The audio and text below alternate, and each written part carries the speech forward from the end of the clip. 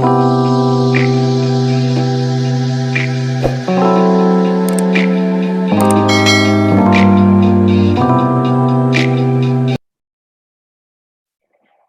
everybody. I am Jamie Dawn, your evolutionary, revolutionary astrologer, bringing you your celestial wisdom for the week of June 12th through the 19th.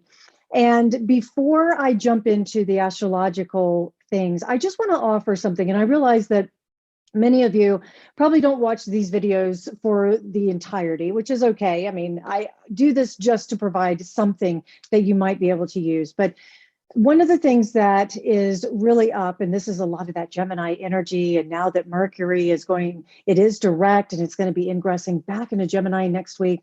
I'm just hearing and feeling that I want to speak to the word perspective and interpretation, those two words.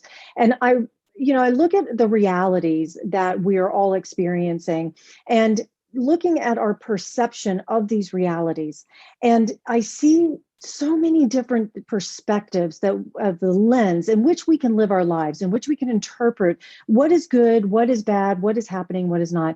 And I think that it's really important that we use the energy of these next few days and upcoming week and even weeks beyond to really look at the interpretation of our perspective of life. And I am truly grateful and truly blessed to be able to be in this life, in this physical body, in this experience, in this dream, whatever, your belief is around that. I believe this is all a dream, but that's just me. And to be able to co-create it, to be able to have experiences that will shape my perspective and shape my interpretation. But it's in that interpretation and perspective that I can have free will. And noticing that as the ebbs and flows of emotions, the ebbs and flows of life, especially us high sensitives, we're being invited and sometimes shoved through the door to constantly check in and allow ourselves to release or let go of a particular interpretation or story that we might have attached ourselves to, and it's not founded in reality. And even if it is founded in reality, that we can choose how we want to respond to it. What is that perspective we want to put to it? I bring all this up again because it does feel intuitively that it's appropriate to speak to it. Because many of you, and myself included, will be having different conversations, different connections, different decisions that are going to be made that will last a long time, that will have long range effects.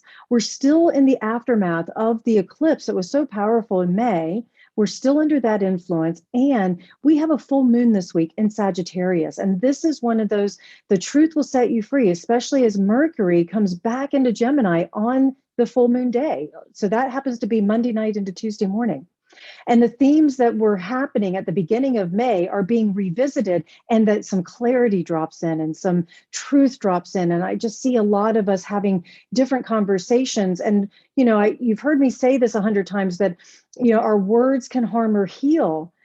And I'm still trying to understand why words create so much division and so much pain in our lives, because it's air, it's words, it's somebody telling us exactly where they are in their life or what their opinions are. And we take it on and we take it personally, or it doesn't negate our opinions, but we take it as if it's a threat against us. And nothing physically has actually happened as words.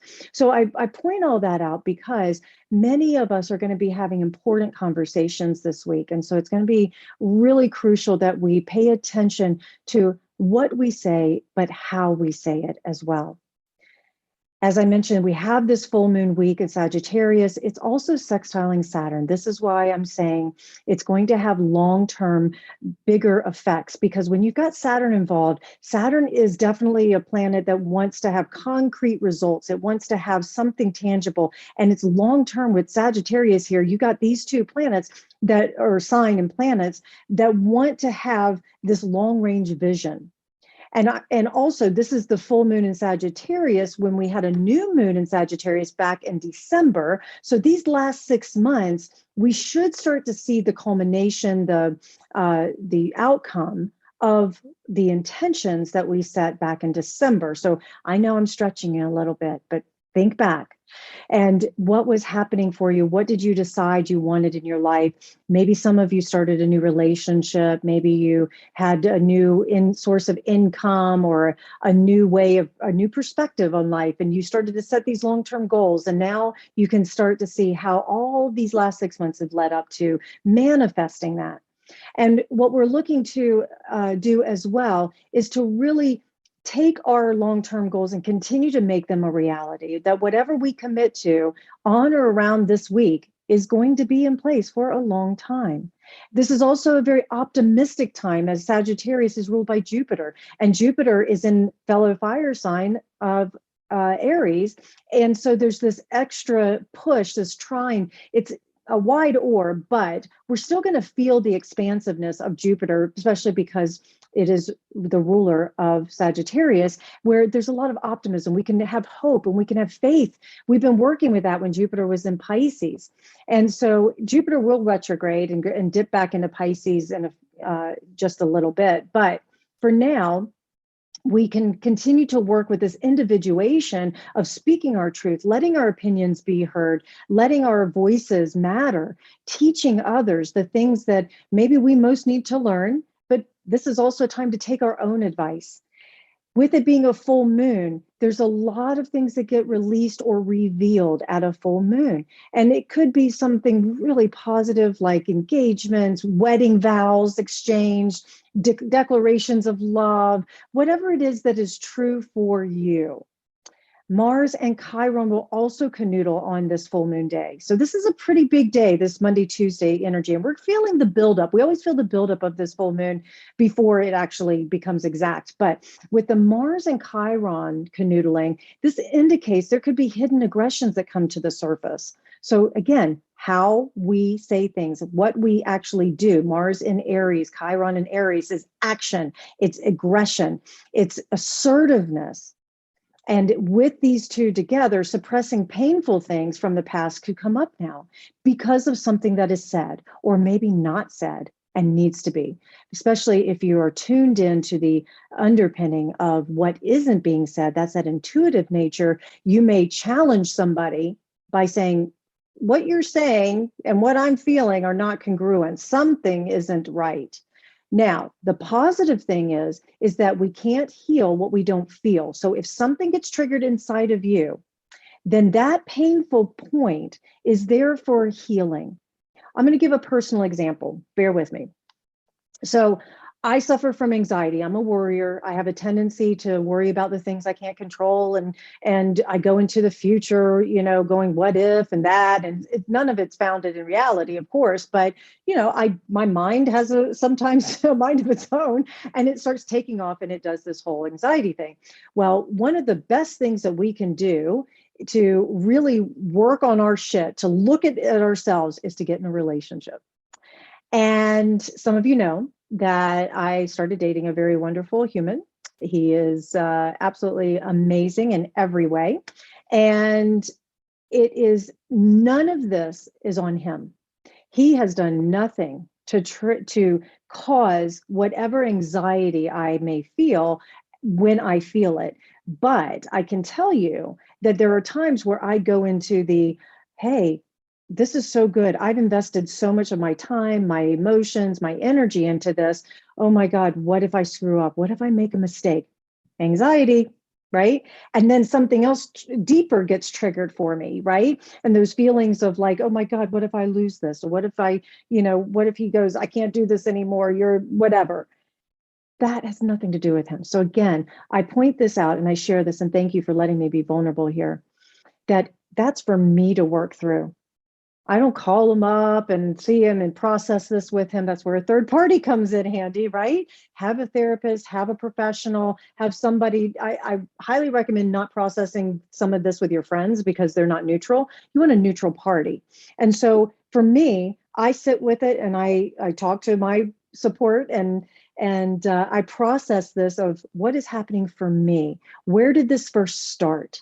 And how do I nurture myself through this and remember that I don't abandon myself? first and foremost, so that I can show up for him and for others in a way that is authentic and without that pain body talking. So I bring all that up. It's here. It's up for us. And I'd be lying if I said I didn't have moments where I would be blubbering in the corner, going, God, I just can't do this anymore. It's too overwhelming. We make it through. We have each other. All this to say, this next week, there could be moments where this pain arises. We could get easily offended. We could blow up.